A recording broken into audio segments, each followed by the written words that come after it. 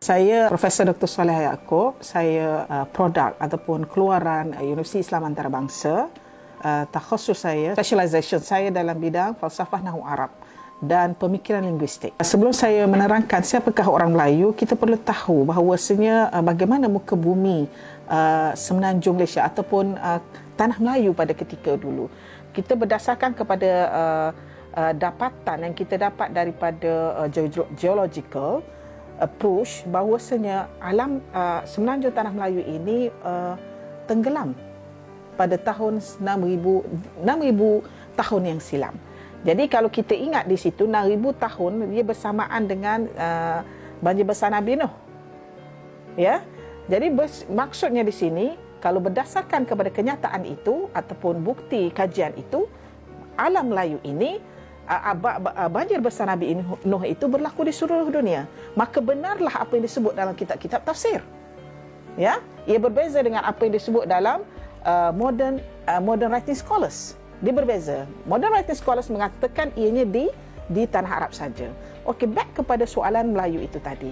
Apabila kawasan di Semenanjung Melayu ini tenggelam, maka hanya muncul adalah pulau-pulau. Sebab itu kita dapati dalam Merau Mahawangsa dinamakan Pulau Serai. Disebut Pulau Serai, Pulau Kerengga, kerana sepanjang Bajaran Titiwangsa itu yang muncul sebagai pulau itu kawasan yang agak tinggi.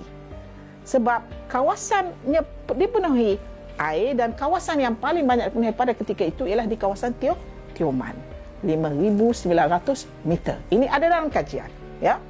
Berbalik kepada bagaimana pula ada manusia ataupun orang menetap di situ. Sebenarnya sebelum itu sudah ada orang. Sebelum 9,000 BC itu, 6,000 tahun dahulu, sudah ada orang menetap di sini. Berdasarkan bukti yang dikemukakan oleh Graham Thurgood. Profesor Graham Thurgood dalam bukunya 2000 Years of the Language of the Chamic Language. 2000 Years of the Chamic Language, dia memberitahu bahawasanya sudah terdapat manusia yang dikatakan Homo sapien itu mendiami gua-gua di sekitar Kedah, di selatan Thailand, di Patani, di Kelantan, bahawasanya mereka itu adalah manusia, tetapi mereka berbadan kecil dan dinamakan Hobbitian. Itu. Jadi justru di manakah orang Melayu? Istilah Melayu itu mengikut kajian saya ialah orang yang datang ke tempat tinggi ataupun orang yang menetap penempatannya di tempat tinggi. Perkataan Ur itu adalah tempat tinggi. Dan bila kita buat kajian lagi, dia ada kaitan dengan wilayah Ur di Iraq. Wilayah Ur di Iraq. Kalau anda melihat ya kepada peta-peta yang bagi wilayah Iraq itu, dia ada Ur, Uruk, Lagash, Kish, Syurupa. Itu adalah wilayah-wilayah yang muncul sesudah banjir besar Nabi Nuh alaihissalam. Dan Ur itu kenapa dikenali sebagai Ur? Kerana di situ terdapat zigurat. Zigurat itu ialah satu bangunan dia macam piramid, dan di situlah diletakkan kubur raja-raja purba. Ya, dan di Ur itu jugalah Nabi Ibrahim alaihissalam berasal. Asal Nabi Ibrahim alaihissalam adalah dari Ur. Nabi Ibrahim dari Ur. Epik Gilgamesh itu daripada Uruk. Dia ada Ur, Uruk, Lagash, Kish, Syurupa dan Dilmun. Banyak lagi kawasan-kawasan yang kita tak dengar dah sekarang. Ya, itu. Justru orang Melayu ini ialah apabila Nabi Ibrahim alaihissalam telah memerintahkan dua orang anak baginda, iaitu Medan dan Midian. Ini terdapat banyak lagi kitab-kitab tafsir. Ya, saya boleh sahkan itu. Bahawasanya diminta datang ke kawasan timur jauh. Seolah-olah dia kena pergi balik ke tempat mak dia. Dan kita faham bahawasanya Medan Midian ini hasil daripada pernikahan Nabi Ibrahim alaihissalam dengan Keturah. Siapakah Keturah? Keturah merupakan wanita campa. Wanita campa, dan jika kita Google Nantrang itu, dulunya adalah Keturah. Namanya Keturah. Tetapi nama Keturah itu bukannya nama asal. Nama asal beliau adalah Imtali binti Yakfur. Ini disebut dalam Tabari. Imtali binti Yakfur ataupun Anmuta. Ada yang katakan namanya Anmuta.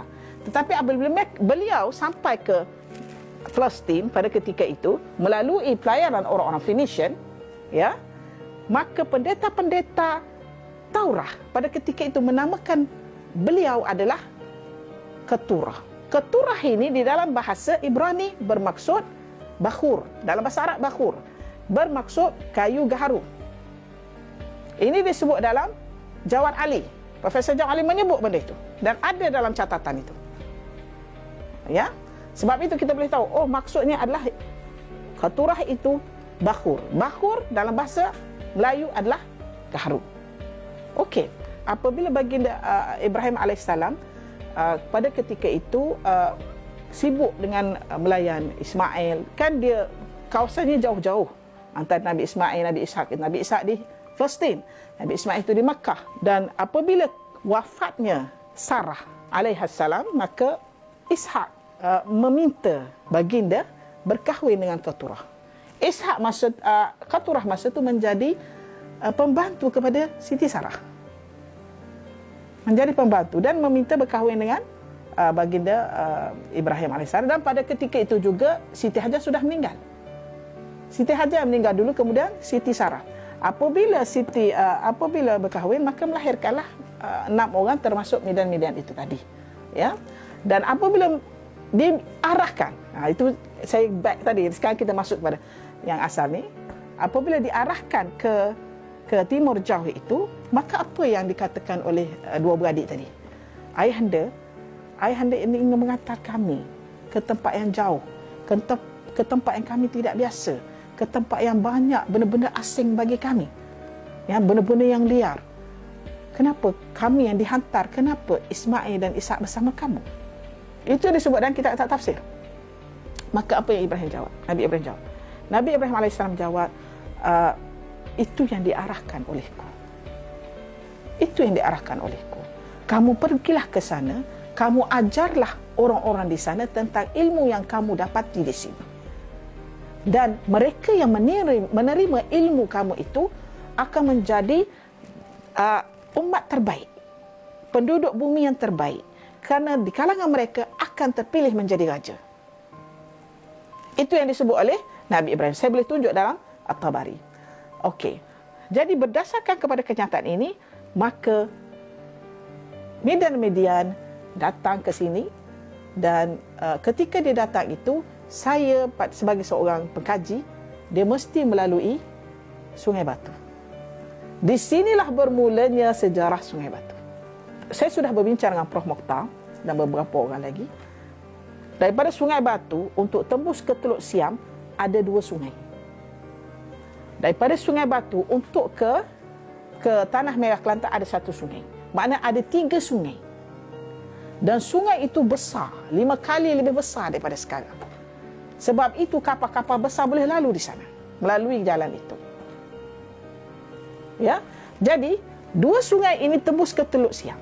Sekiranya anda membaca buku yang ditulis oleh Western Scholar sebelum 2017, anda tidak akan dapati bahawasanya sungai-sungai besar ini telah melalui Sungai Batu. Western Scholars akan menulis kapal-kapal akan melalui Kerah, kapal-kapal akan melalui Takwapa. Mereka tidak menulis tentang laluan Sungai Batu ini. Sebab pada waktu itu, kajian Sungai Batu oleh Prof. Mokhtar belum lagi terhasil. Kajian Sungai Batu terhasil 2017.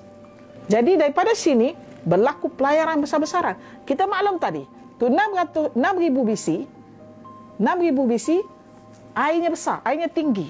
Jadi dia punya kapasiti untuk kapal berlayar itu maritime punya kawasan itu tinggi. Kemudian bila masa dia sampai ke sini 2000 BC. Kalau 2000 BC air sudah surut sikit, tidak sebesar yang pertama itu tadi. Jadi daripada sini kita dapati bermulalah episod yang kita nantikan, iaitu bagaimana pula hubungan wakil daripada Midian itu berhubungan dengan orang-orang yang ada di sini. Sebab itu perkataan Ur yang digunakan, Mala itu adalah orang. Ur itu tinggi, orang tinggi. Itu disebut dalam kitab-kitab dalam bahasa Akkadi, tulisan Akkadi, bukan tulisan Hebrew. Kalau kata tulisan Hebrew, dia ambil sesudah itu. Tulisan asal adalah dalam tulisan Mesmaria. Dia bukan dalam tulisan Sanskrit, bukan dalam tulisan Greek dan sebagainya. Dia mesti dalam tulisan Mesmaria. Itu adalah tulisan yang diiktiraf oleh ahli sejarah dunia. Bahawasanya tulisan paling awal atas dunia ini ialah daripada Epik Gilgamesh. Ini kitabnya. Epik Gilgamesh. Malhamah Gilgamesh. Lebih kurang 4,000 BC. Diiktiraf oleh Profesor Tahar Bakir. Dan ia bukan bahasa Sanskrit.